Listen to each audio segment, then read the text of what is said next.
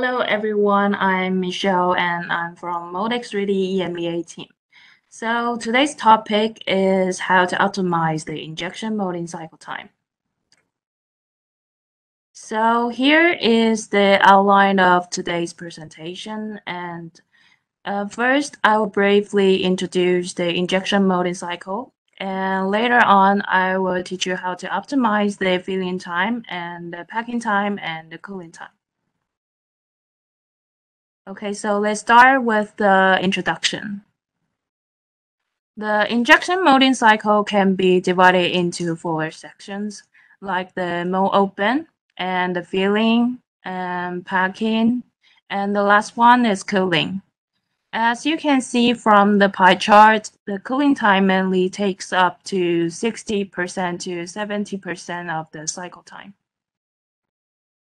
So how do we judge to determine the time? And basically, for filling, we are evaluating the balance between the shear heating and the cooling. And if the time is too long or too short, it might cause the shear heating or the part cool down in the filling stage. And for the packing, we need to determine the gate freeze. If you use too long for the packing stage, it may cause the time waste, as after the gate freeze to the end of the packing, the time won't have any effect on the part, even you want to have the better packing effect.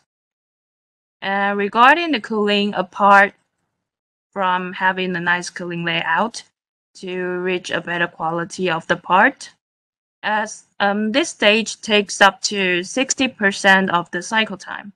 So it is quite essential to optimize this stage. You can shorten greatly the cycle time by reducing the cooling time. And later on, I will show you how to judge from the result to decide the cooling time. Okay, so let's take a look at the first stage, filling stage.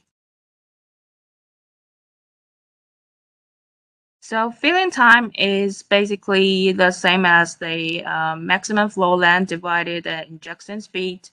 The maximum flow length means that from the length from the gate to the farthest point in the part. And also the flow rate is equal the injection volume divided the filling time. And on the left side in the process sheet, and here you can see it convert it to the corresponding profile in the studio.